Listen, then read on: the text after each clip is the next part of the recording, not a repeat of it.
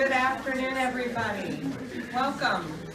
Thank you so much for taking time out of your busy schedules to join us for this briefing on measuring the impact of incarceration on individuals, neighborhoods, and society. I'm Dr. Nancy Lavine. I head up the Justice Policy Center at the Urban Institute here in Washington, D.C., where we do a considerable amount of research on the topic of incarceration and reentry.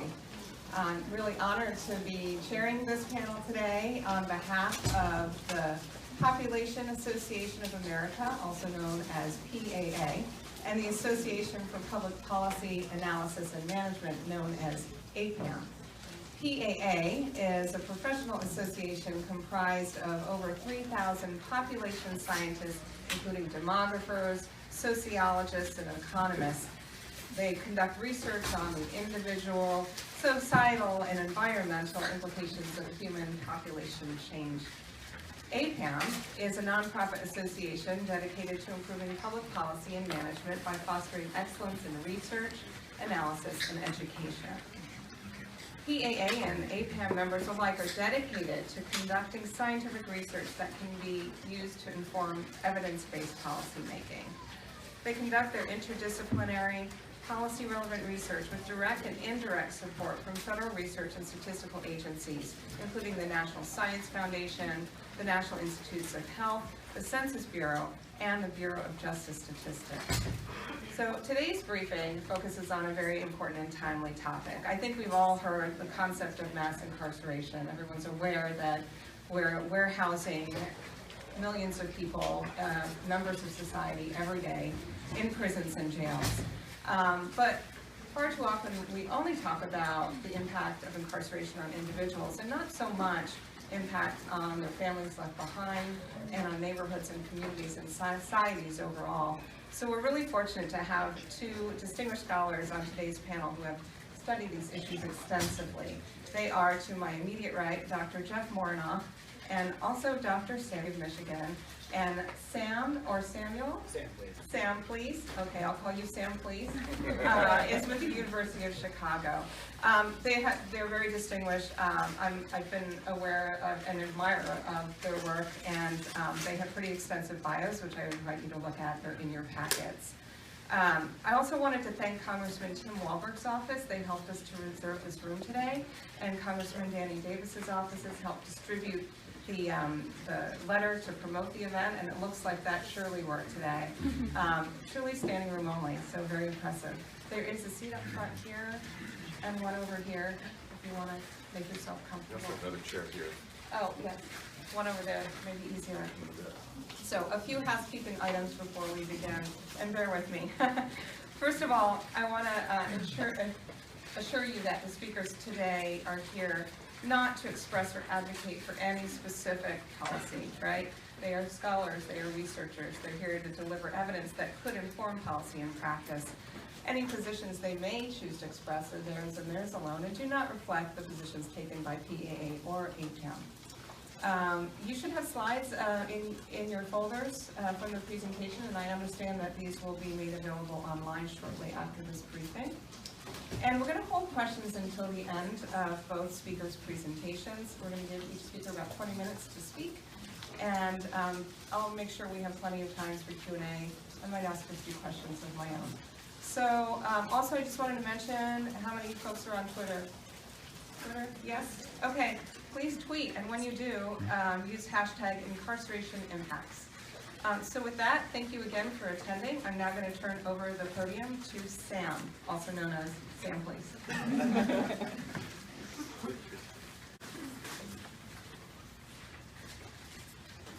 Okay, so thank you.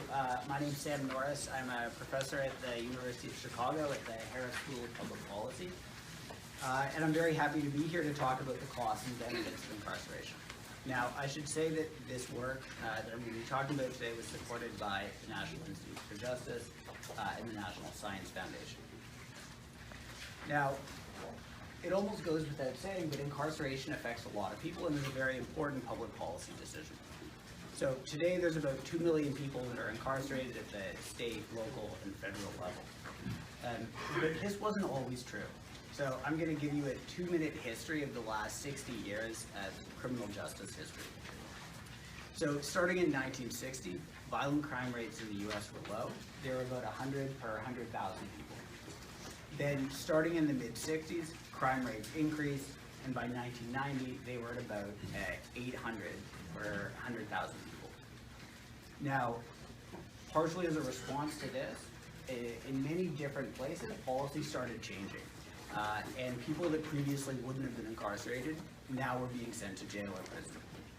And so starting in 1970, 1975, the incarceration rate started increasing from about 100, and by 2010 or so, hit 500 per 100,000 people. And so I think there's two important takeaways here, right? So the first is that incarceration is a policy, and there's actually a lot of latitude to incarcerate a lot of people versus not very many people. And so this is something that we should be paying attention to. Now, second, if we squint at this graph, it almost looks like incarceration rates increase, and once they get high enough, the violent crime rate starts to decline. And so you could squint at this and say that if we incarcerate more people, we're going to reduce crime rates.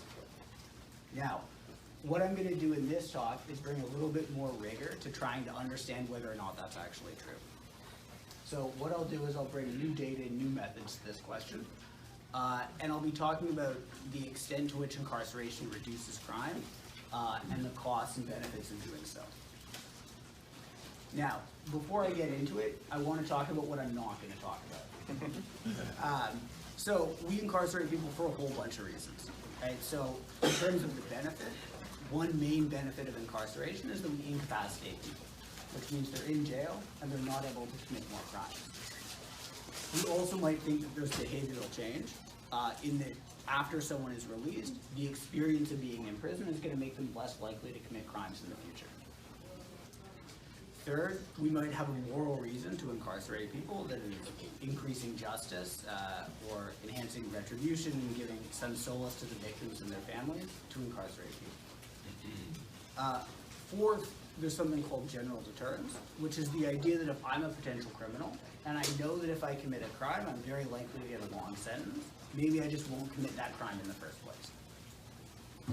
Now, on the cost side of the ledger, prison is very expensive. In Ohio, the state that I know the most about, it costs about $26,000 a year. And we also might think that there's costs to incarceration, to the family members of the incarcerated, and the community members that are left behind. So these are all important reasons why we would want to or not want to incarcerate people. I have nothing to say about the bottom three. So what I'm going to do today is put numbers on the top 4 items. And you should think of what I'm going to tell you as kind of net of all these other issues that I don't have much to contribute on. Okay, so what we're going to do today is we'd like to understand what's going to happen if we incarcerate someone. So we have a bunch of defendants that show up in court, and we want to know what happens when they're incarcerated. So how can we go about doing that? The first thing that we might do is just compare the defendants that are incarcerated with the defendants that aren't incarcerated, and ask how many crimes do each of those two groups commit. Now, this isn't likely to give us something like a causal effect, because those two groups are already very different. In particular, the defendants who are incarcerated are going to have more prior crimes, more prior convictions, and so even if they hadn't been incarcerated, they'd already be more likely to commit crimes in the future. So we could take a page out of the book of physical scientists and just run a randomized controlled trial. So people show up in court and we flip a coin. If the coin comes up heads, we incarcerate them. If it comes up tails, we don't incarcerate them. Now this, on the one hand, would be good. Because of the randomization, we know that those two groups would be the same. And so by comparing the crime rates for them, we could learn about the causal effect of incarceration. On the other hand, this is clearly unethical and also impossible. So that leads us to the third option, which is to find a natural experiment or a court where there's already some randomization taking place, and then use that randomization for research purposes. Whoa. Okay.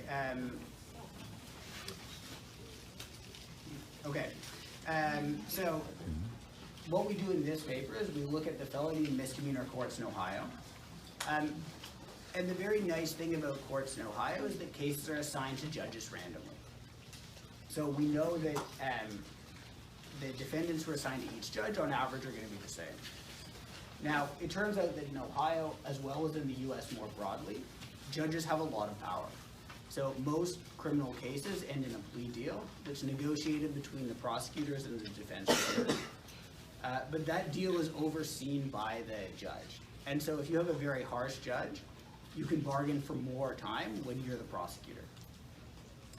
So the key idea for what we're going to do is we're going to compare the defendants that are assigned to the very lenient judges with the defendants who are assigned to the very harsh judges. And it turns out that that has an enormous impact on whether or not the defendant is actually incarcerated. So what I'm showing you here is a histogram, which is the mean incarceration rate for all the judges in the sample. And so what you can see is that for the very lenient judges, they incarcerate 15% of defendants. For the very harsh ones, they incarcerate nearly 50%. And so by comparing those two groups, we can learn about the effect of incarceration. Okay, so what I'm showing you here is the effect of that judge assignment on whether or not the person is actually incarcerated. And there's two big takeaways here, right? So I'm going to show you that for each quarter since the date that the judge was assigned. And so what you can see is that in the first year to two following the judge assignment, being assigned a severe judge means you're much more likely to be in prison.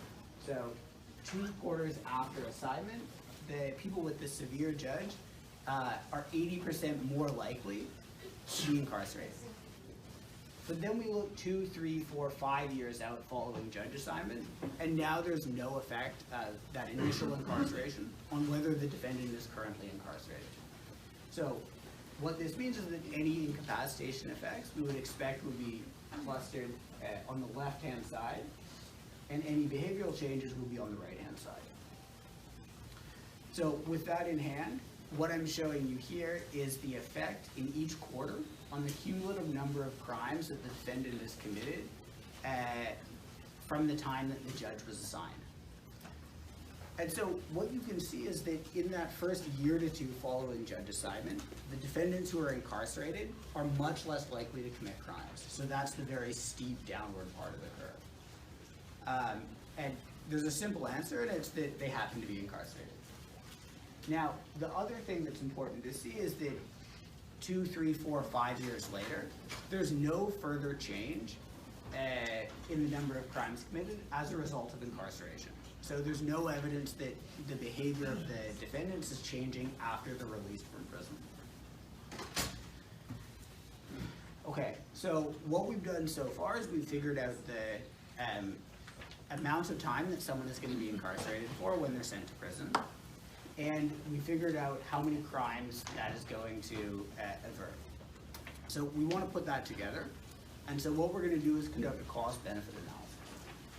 We know that incarceration costs about $26,000 a year in Ohio. And then to evaluate the cost of the crime averted, we're going to put a dollar value on each crime. Now, there's disagreement about exactly how costly crime is. So we search through the literature and take the high and the low values in terms of the social cost of a crime that might be committed. So for an assault, that ranges from $45,000 in social cost to $120,000 in social cost.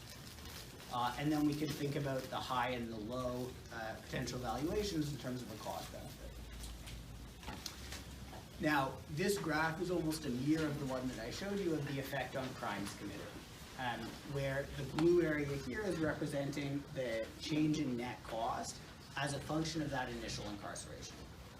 And in the same way that incarceration reduces the number of crimes in the first couple of years, we see a steep decline in the net cost. Right? So the net cost is negative, meaning that we've averted a bunch of crimes and that has a positive benefit. Then after 2 years or so, there's no further change. By the end of 7 or 8 years, we've averted maybe $8,000 to $13,000 in crime. Now, the other side of the ledger is the cost of incarcerating people. That's the red line here. And you can see again that that steeply increases in the first few years when people are incarcerated and then flattens out as they're released. So the cost benefit is just to add those two numbers together. And when we do so, we see that the net cost of incarcerating someone ends up being positive for both the high and the low potential valuations for crime. At the end of the day, we're looking at a net cost of incarcerating someone of somewhere between $6,000 and $12,000. We can add in some statistical uncertainty, and where we land is that we can't reject that there's no net benefit, but we can reject that there's a very large benefit of incarcerating people. Okay, now the next thing that I want to talk about is what about other costs to the family members of the defendant? So we expect that incarceration is going to affect the family members of the defendants, and in fact we expect that incarceration is going to make those children much worse off, and that might make us less likely to want to incarcerate defendants. So using the exact same identification strategy or research strategy, we look at the same question and look at the effect of someone's parent being incarcerated on the outcomes for that child. And we find the exact opposite of what the conventional wisdom is, which is that parental incarceration seems to make children less likely to commit crimes themselves when they're adults and less likely to be incarcerated. We also use a measure of socioeconomic status, which is based on the neighborhood that the child lives in as an adult, and we find that incarceration increases the socioeconomic status of the child. So with that in hand, we'd like to add that into the cost benefit. So we start out with the crime cost for the adults, and then we're going to, in the exact same way, provide evaluation for the crime reducing benefits on the children and the SES benefits. Once we scale those by the number of kids that are caught up in the justice system, what we find is that the net benefit to children of parental incarceration is somewhere between $3,000 and $6,000. And so we can add that on to the benefits that come from incarcerating the adults. On the other hand, we have to weigh that against the cost of the marginal incarceration, which is $18,000 in Ohio. And so when we add all those things together, we land on a net cost of incarceration of somewhere between $8,000 and negative $700. So under most valuations of the potential cost of crime, we conclude that the cost of incarcerating someone is higher than the net social benefit. So that is what I wanted to talk about today. So what we do here is we show how we can use quasi-experiments to estimate a causal effect of incarceration on crime and other outcomes. What we find is that incarceration reduces the number of crimes committed over the next 8 years by about 0.6. But despite this benefit in terms of reduced crime, that seems to be outweighed by the very high cost of incarceration. Surprisingly, it turns out that children also modestly benefit from their parents being incarcerated, at least in this particular sample. But these benefits are unlikely to outweigh the high cost of incarceration.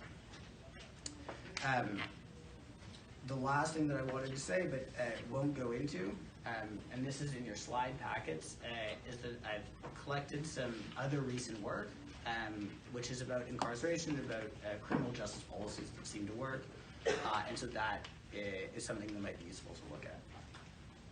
Thank you.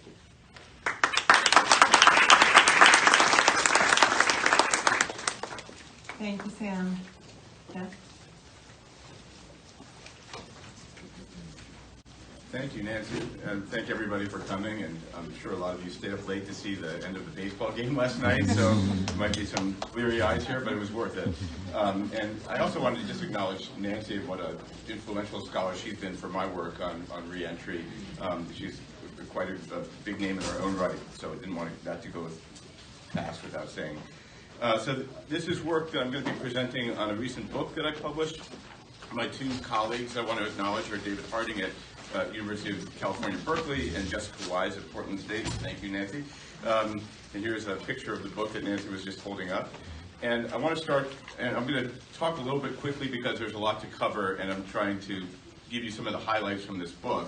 But one of the things that's distinctive about our approach in this book was we try to tell a lot of stories about the way that people are experiencing the reentry process, and I can't do justice to that in a talk without trying to channel individuals. But it's basically two types of research. On the one hand, we did some quantitative statistical research. We had a great partnership with the Department of Corrections. They really gave us access to a lot of data from their administrative records. What we did was we collected records on everybody who was released from prison in a single year, 2003. And we followed them over time by linking them up with other administrative systems. We also had a team of research assistants go into the Department of Corrections and read the case notes that parole agents wrote about on a third of these. People couldn't do it on all 11,000, but about 3,500 people. And from those case notes, we were able to extract a lot of other information that wasn't otherwise in their databases, especially information on where people were living and who they were living with.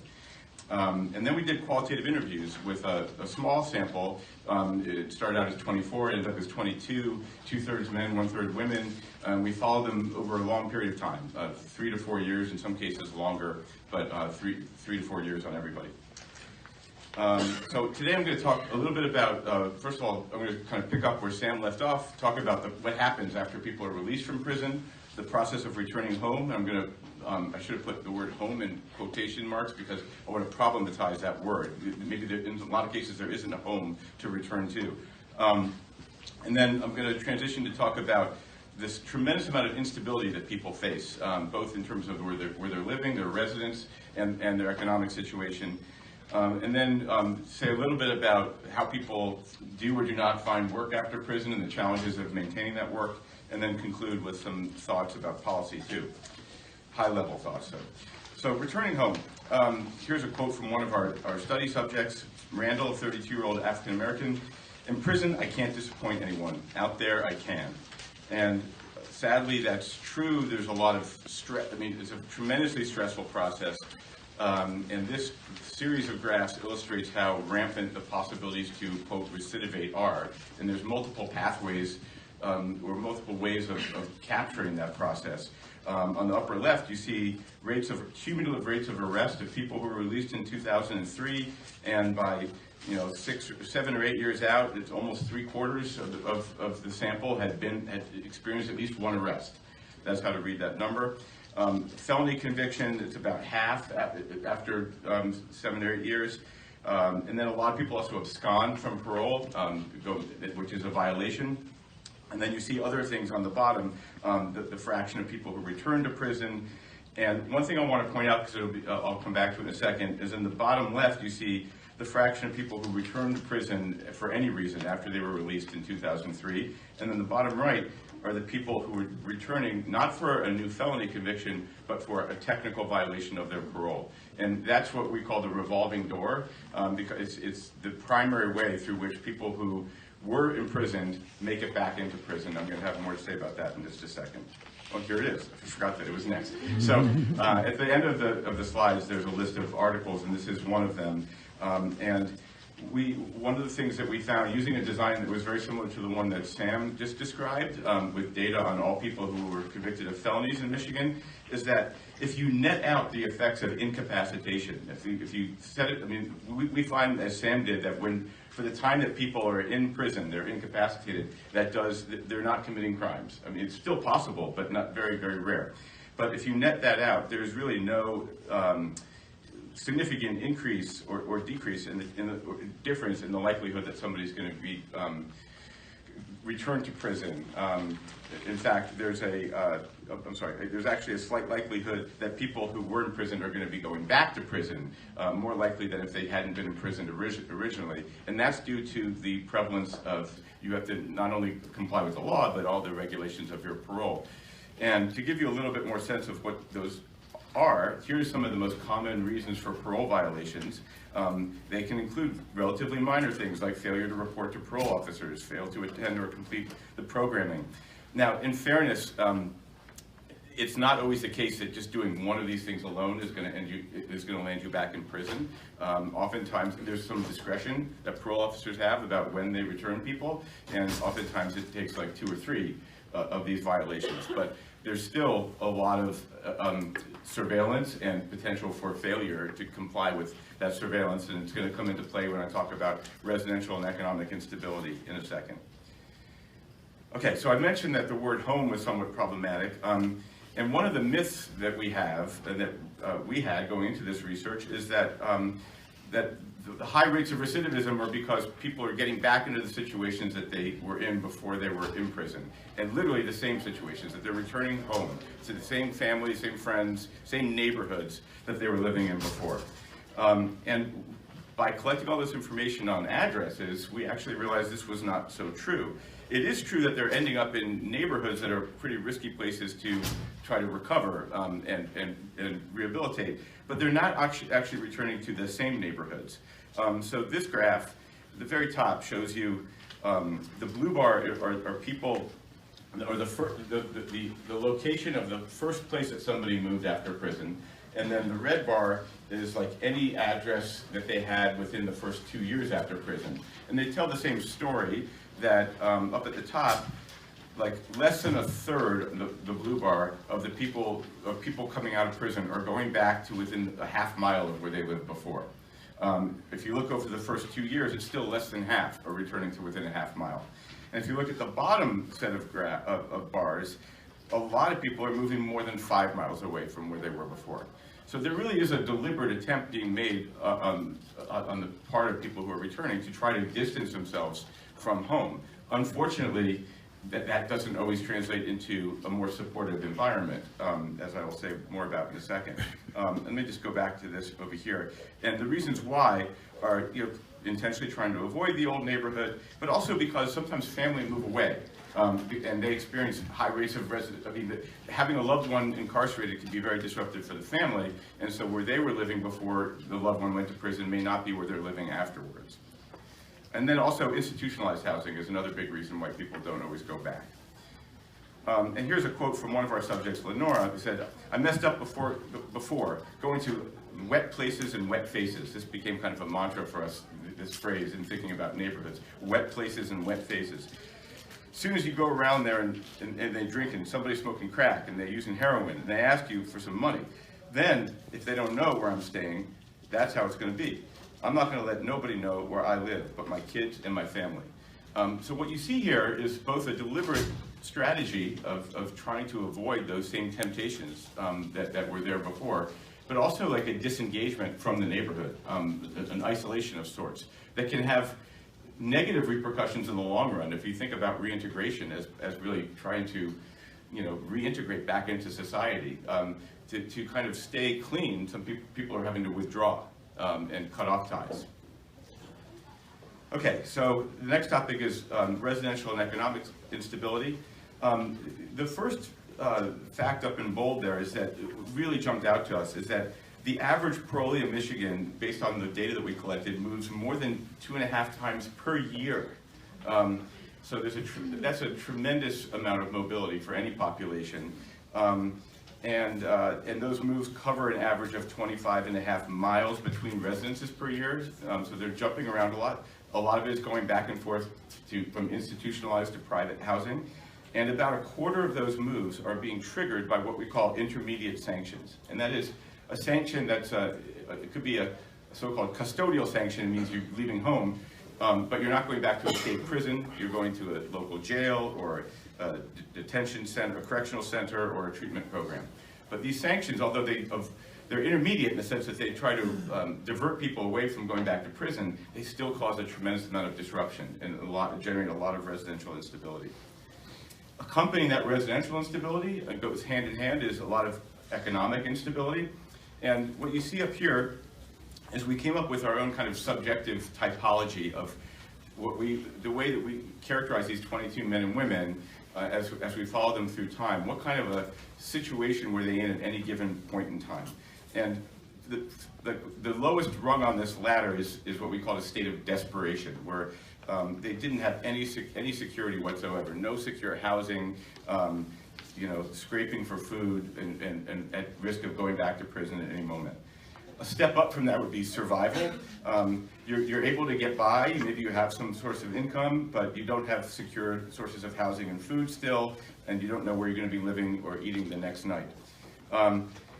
Then states 3 and 4 are the more successful states. Stability, where you have a more secure source of shelter and food. You have certainty of meeting your needs for the foreseeable future, but not necessarily long term, and you don't have prospects for upward mobility.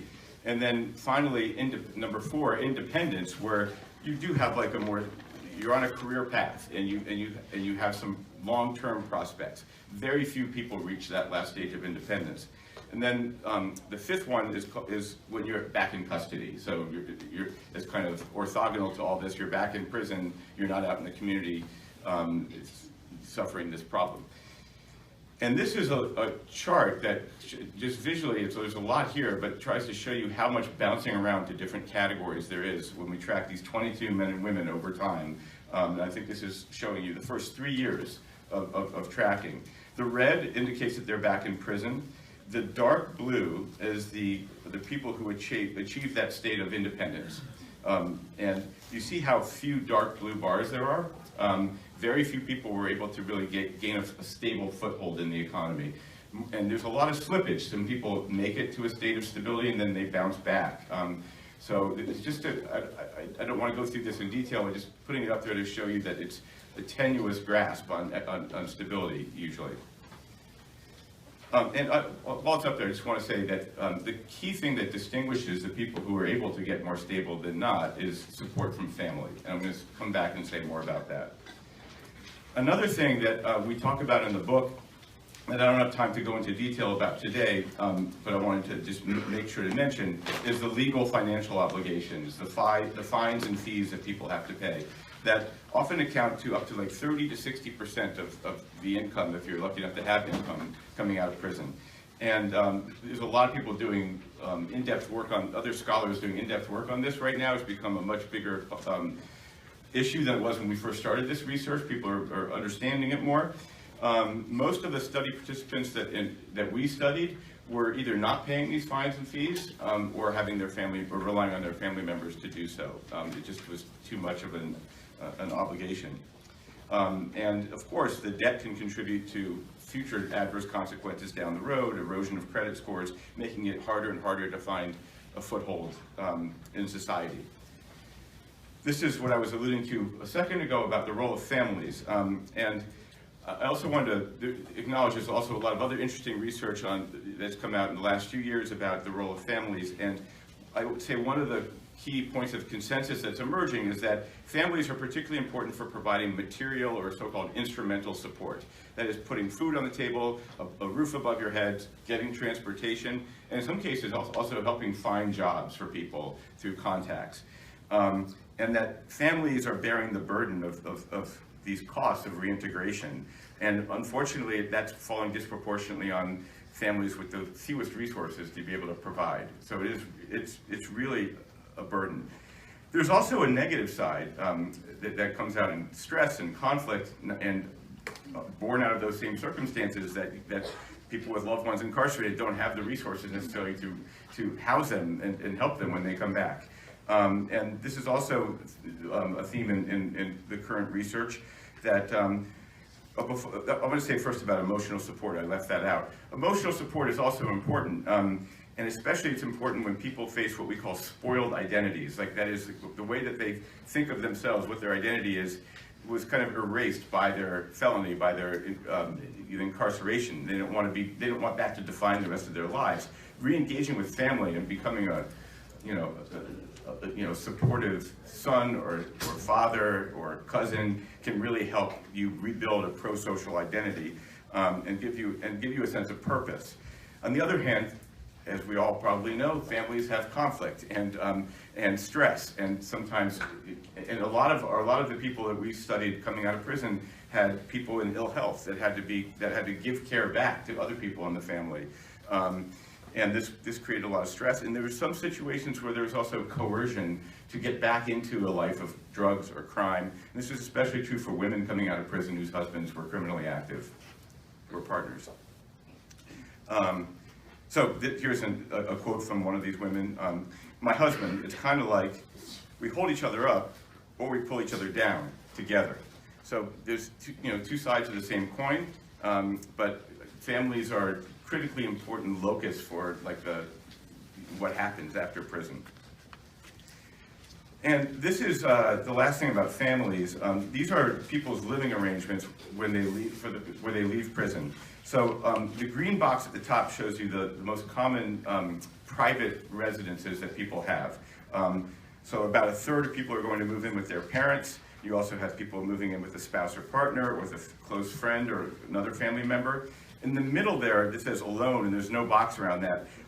It's just worth pointing out that unlike what may happen in the movies or TV sometimes, nobody leaves and goes living on their own right after prison. Like 6% of the people did that. You're either living with family or you're in an institutionalized setting. And I could show you more data that I don't have right now, but that over time, this is not just this is right after prison, but the same picture is true for like 2 or 3 years after prison. Okay, so finding work. First point, since I'm running out of time, I'm going to go quickly. Employment rates are extremely low across the board for people coming out of prison. This is another busy graph, but what we have here are different modal trajectories of work. And the red area, is the proportion of people employed, the blue is the proportion of people unemployed, and the white they're like people who are incarcerated. So we divided we used an analysis that kind of found these 6 categories of people. And what you see is like 45% were in this low employment category. Most of them didn't work at all for the entire, I think this was a 3-year analysis, or 4 years, 3 or 4 years. They were not employed at all. 45, or if they were, it was only sporadically for a few quarters out of that time period. So that was the most common. The next most common was reincarceration, that you see there's a little bit of employment right after prison, in part because they're participating in reentry programs, and then that drops off, and a lot of these people go back to prison. And then the third most common, but only 17%, were the people who found steady employment after prison. So that trajectory was only less than a fifth of all people that were released were able to find that kind of stability. And even there, you see some drop off over time in the employment rates, which is disturbing.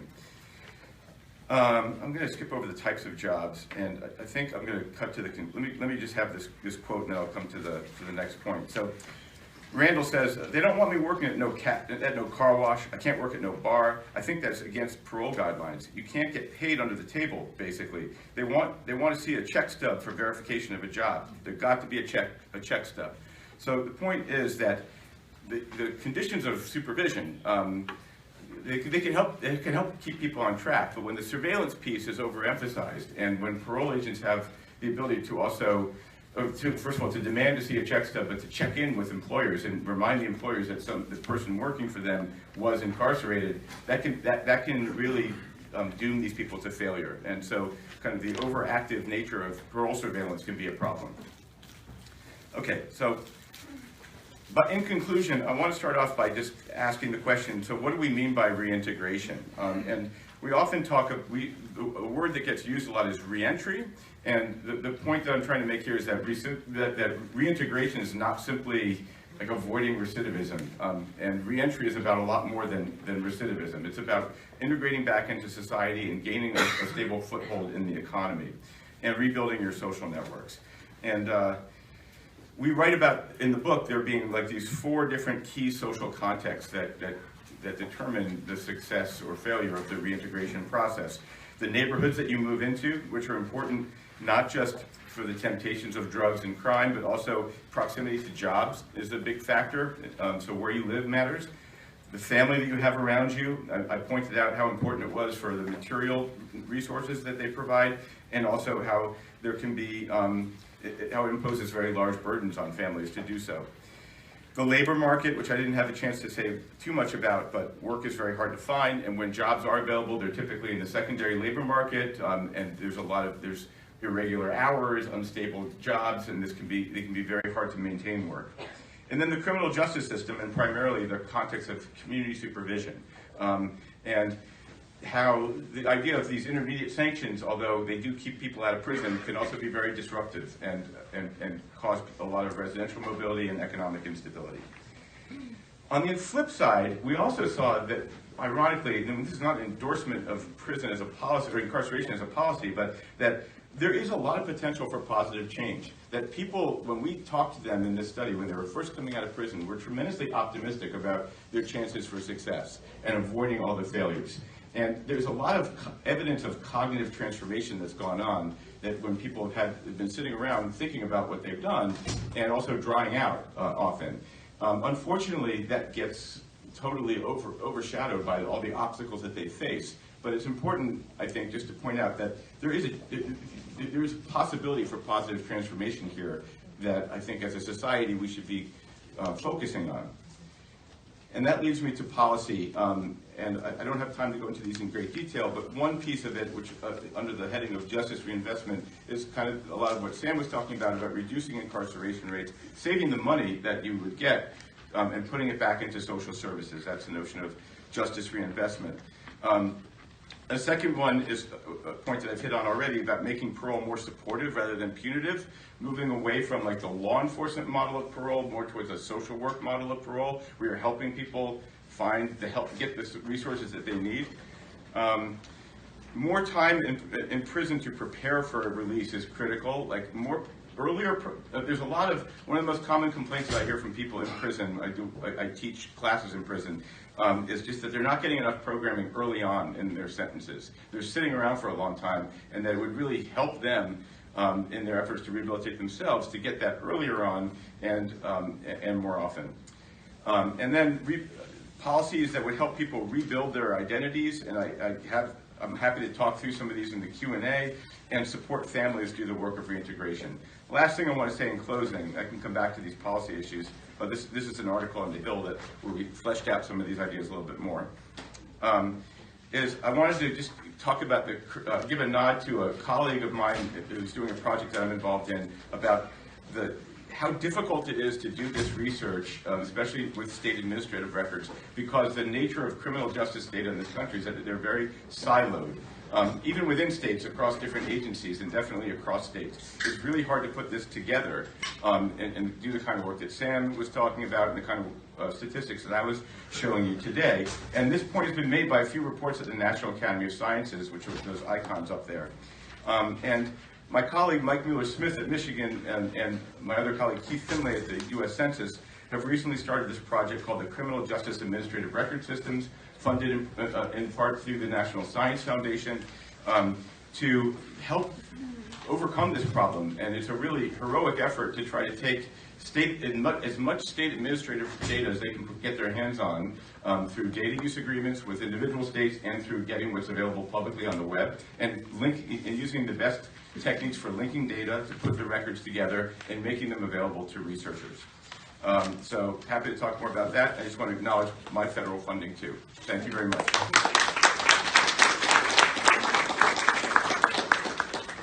Two really excellent and provocative presentations.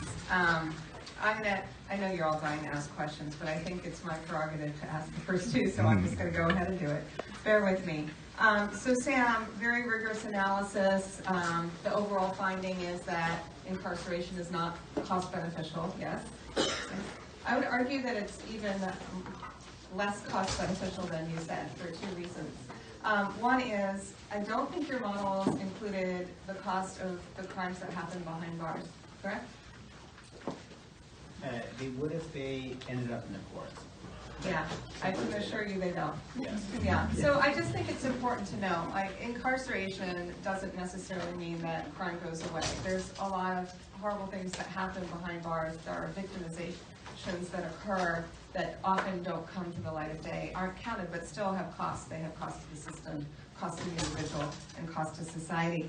And then my second question / comment is around this, for me, rather troubling finding that incarceration of a parent benefits the child, and I'm sure you've encountered, some strong reactions to that.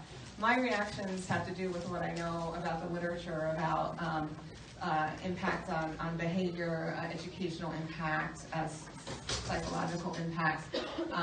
There's a lot there to unpack. I'm guessing that you were unable to put a price tag on those types of impacts. Is that right? Yeah, no, that's absolutely right. So we think that there's big psychological impacts of parental incarceration, and this is kind of another thing that is fully outside what we can put numbers on. Mm-hmm. But if you were able to quantify it and include it, it would mean that incarceration was even less cost beneficial. I think that's probably right. I mean, I don't think it's right that every child is facing psychological harm when their parent is incarcerated. You know, often they're going to live in a more stable environment, typically with grandparents or with the non-criminally involved parent. And so for those children, I think that it is likely to be even a psychological benefit. If we add it all up, though, yeah, I think it's likely that you would end up with another net negative. Yeah, I think that's fair. Thank you. All right, Jeff, on to you. I loved your research and your findings. In part, maybe it's narcissistic because so much of what you found mirrors what we found many years ago with our own longitudinal study of reentry, particularly around the residential mobility and the both good and bad reasons why people moved, right? And like some people moved because they intentionally didn't want to go back on the same street corner with the same, negative influences, right? But that also meant that they were moving further away, potentially, from their families and that family support. Some people moved away from their original neighborhoods because their families were forced out because they couldn't afford to stay there because their family member was incarcerated and they were a main breadwinner, right? There's a lot to unpack here that I think has policy implications. I'd love to hear your response to that, and also we found some distinct differences in degree and level and type of family support for men returning home from prison versus women. I'm wondering if you found similar themes. Great question. I think you had more ability in your study to disentangle the effects on men or women. We had a very small sample. I think I would say that one thing I guess I touched on a little bit was that women do face I think when they're part of a couple, they often face that threat of coercion a lot more than men do. That they're with guys who are bad influences on them. I don't know what the gender differences. I'd like to hear more about your gender differences. But more generally, I'd like to unpack that whole. What do we make out of all this? I think that one thing is. That paradox that I pointed out about like withdrawing from the community as a strategy of intentional social isolation can be beneficial in the short run maybe, but damaging in the long run. I think that since we're on Capitol Hill and thinking about federal roles in this, I think that supports for families who are shouldering that burden of reintegration are a mechanism that we should all be thinking about more. As we know, people coming out of prison are ineligible for a lot of benefits. But we should be thinking of ways of trying to help the families who are really trying to provide that housing and that food and everything else, and through federal benefits. So that's the beginnings of an answer. Yeah. So our study found that men were more likely to have all manner of family support. Nearly all the men had a woman in their lives, right? Yeah. It might be an aunt, a mother, a grandmother, an intimate partner. They always had someone, right? Yep. The women who came out, largely, if they had family support, they were relying on their adult children for it. I think that probably holds true with your research. Yeah, that even with our small sample, but same dynamics. Mm-hmm. Great. I will not hog the podium anymore. I'm sure many of you have questions. Who's first? Don't make a liar of me. Oh, yes. How you doing, Sam? My name is Dominic. I know this is probably a touchy subject, but touchy thing to say we'll talk about. But you mentioned that the mass incarceration happened in terms of the 1960s, and it grew. Do you think that because the bottom line is this, and it hurts me, African American, especially African American men, are more incarcerated than their Caucasian inmates. So do you think that the harsh treatment that African Americans went through during the Civil Rights Movement like Dr. King going to jail or anybody going to jail, do you think that that's part of the reason why there was a decline, must not decline, but an increase in mass incarceration? I'm not asking you to be political, but I'm just saying, do you think it's possible? No, I mean, I think it's clear that criminal justice policy in the U.S. is very racialized, and it's not possible to separate those things out. Right? Like, I'm not an expert on it, but we know from recent history, for example, that crack cocaine was penalized at 100 times the rate of regular cocaine, and that there's a clear racial angle there.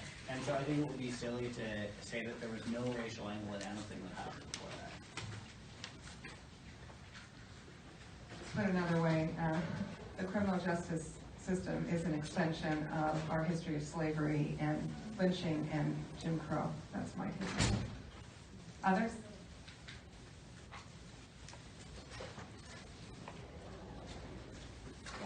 I spent some time both in New Hampshire and then conversely in Louisiana, which I'm not sure if this relates to y'all's studies, but they're very opposite sides of the spectrum in regards to public education systems. New Hampshire and the Northeast states generally having higher rated public education versus Louisiana and some of those deep southern states having lower levels of that. Could you talk on the cost of that? Because having a preemptive strike time to that deal can educate the population better. Could you increase that cost, or conversely, coming back from incarceration, how could you relate public education to a policy that might help reintegration? That's good. Yeah, I can say, okay.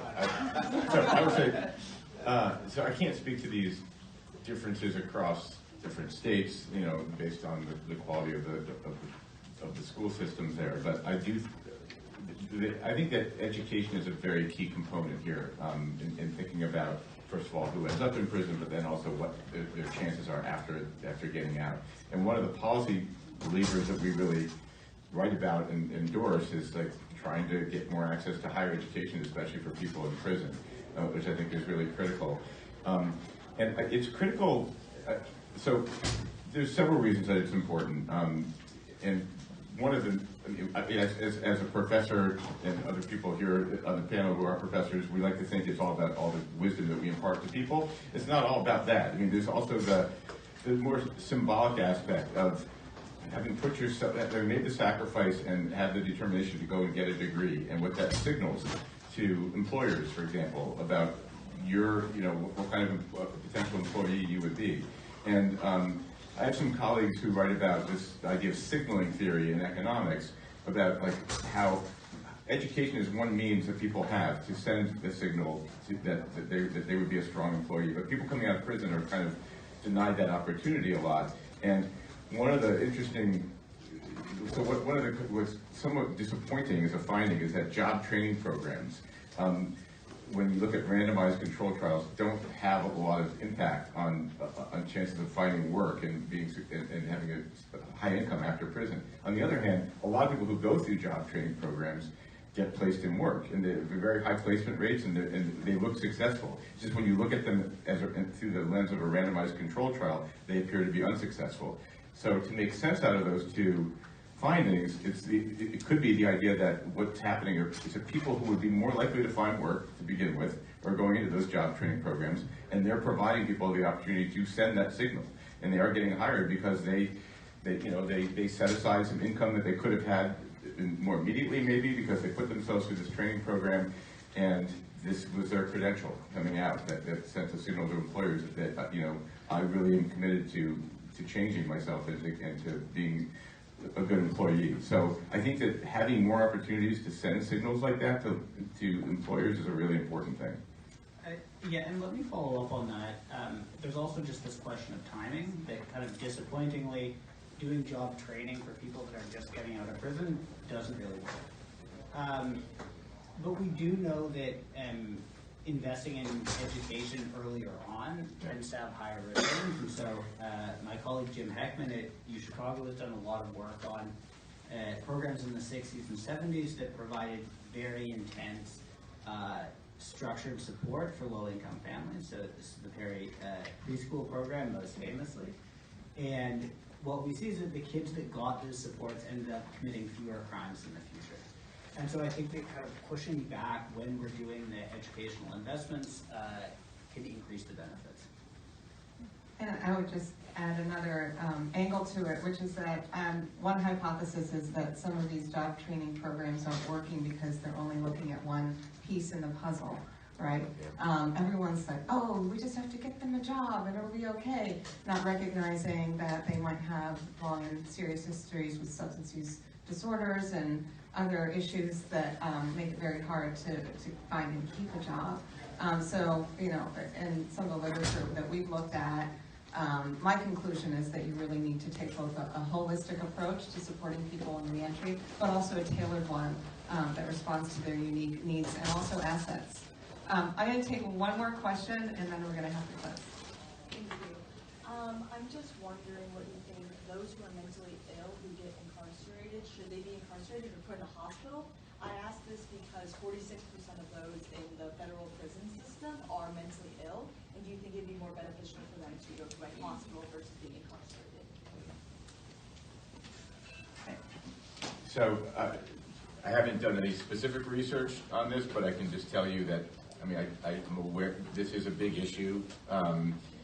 Mental illness also goes, unfortunately, hand in hand with substance use a lot, and that was something that, I mean, we knew going into our study that substance use was going to be an issue. We didn't know how big of an issue it was. On the other hand, mental illness is not necessarily very correlated with like the likelihood of committing a violent crime after prison. So, but there are people who are mentally ill. But yeah, the conditions of incarceration are just awful, and spending time in solitary, especially if you have mental illness going in, can be just life damaging. So I would. Yeah, I think that the more that we can divert people from prison, the better off most people will be, especially for mentally ill. Okay, well, we're done, right? Is this time up? Okay, thank you so much. You've been a great audience.